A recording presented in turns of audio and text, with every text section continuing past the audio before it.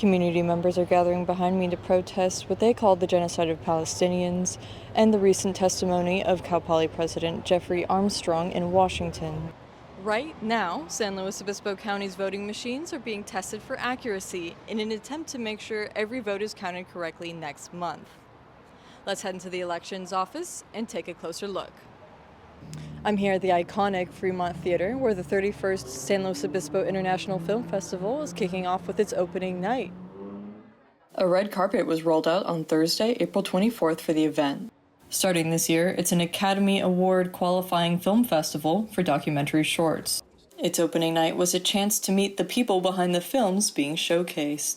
Ripon Cinder wrote, directed, and produced one of the films being shown, Flight 182, which is based on the world's deadliest act of aviation terrorism until 9/11. I feel like cinema has the power to really bring community together and to remind us of history that sometimes gets lost. And I'm such a fan of this festival because it's really about independent work and honoring the independent filmmaking that has to happen. Gina Papabase is a local filmmaker and a producer of Unearthed, which follows a grassroots movement against a proposed copper mine.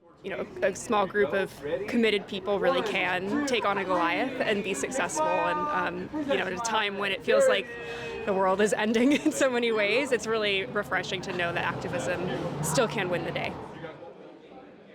The party went inside, where a reception was held with live music from 59 Jazz.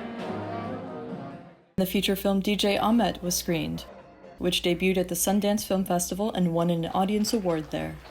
The director was not in attendance.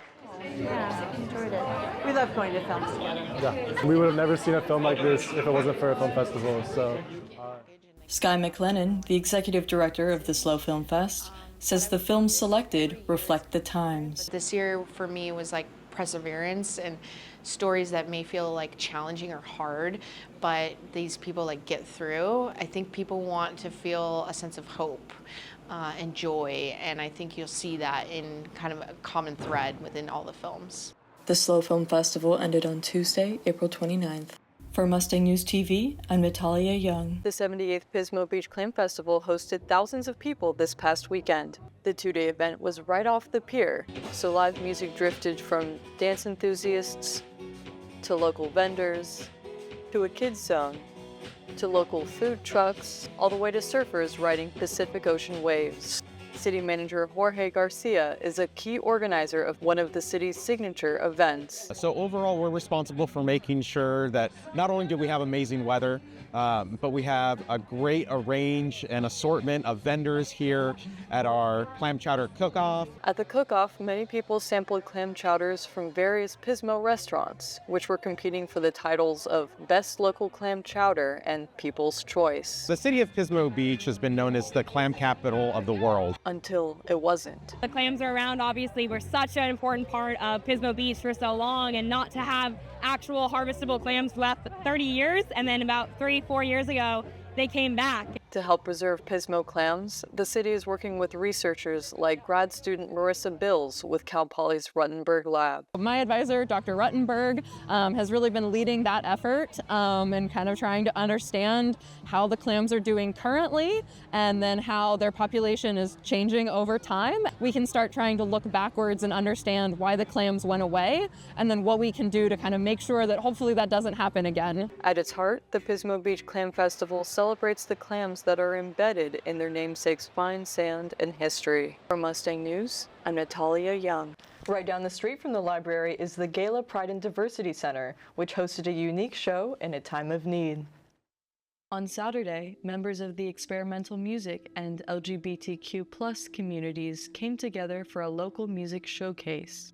It was a night of proud self-expression organized by event promoter Anomaly House for a cause, raising money for the Gala Youth Services Program. Dominic Balsamo, the one-man band behind Anomaly House, was responsible for everything from designing the poster, to managing audio, to curating the lineup. For something like this, it was more, I was looking for people who just had that experimental spirit.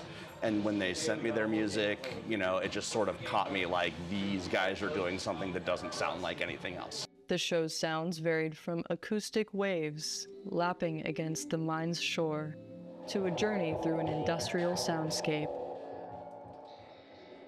With industrial music and noise music and experimental electronic music, we are all disparate artists that sort of just do our own thing in our own little corners of the world. Almost all real art, in my opinion, I think comes from a place of pain and a place of isolation from society, and then it gets dispersed out into society, and then more people pick up on that, and it brings you together as a community. Balsamo and the artists worked without pay to do just that. Sometimes there are things that are bigger than money, and I think that bringing a marginalized community together, and also with everything that's been going on with the Gala Center. The center's director of operations, Jay Bird, shares the current status of the organization. The immediate needs are funding to be able to keep the program going. Balsamo says their services are needed now more than ever. For Mustang News, I'm Natalia Young. 30,000. That's a little over how many sample ballots San Luis Obispo County used to test their voting machines last month.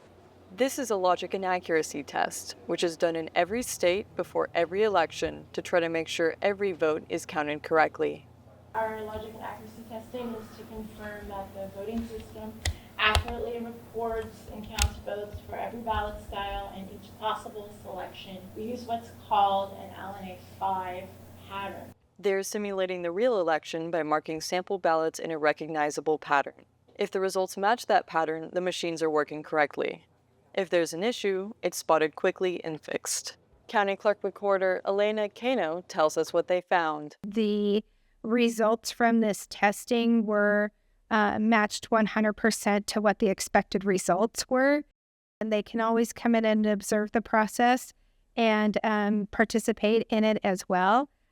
Definitely observe the 1% manual tally even after the election day and during the canvass. Despite the certification of the county's voting machines, some voters have concerns about election integrity, such as testing observer Darsha Stebbins. The safeguards that used to be there with having a person physically fill out a ballot at a precinct, those safeguards are no longer there. You literally have a black box that's counting the votes. Political science professor Kumars Ahmed explains the tests that follow the logic and accuracy check. A lot of jurisdictions test the machines after every early voting day, and then you will also have a audit after the votes have been counted to make sure that the machines did function properly.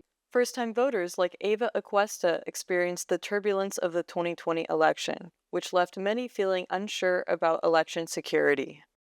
The fact that there was so much outrage about the election being rigged and all of this, like, just chaos that erupted last election kind of made me feel like the process wasn't too trustworthy. But overall, I still do believe that everybody's vote will count towards something. Voters like Aquesta are still hopeful their voices will be heard this election, even with lingering concerns. No matter their differences, there's a shared recognition among these individuals that democracy is important and must be maintained. For Mustang News TV, I'm Natalia Young.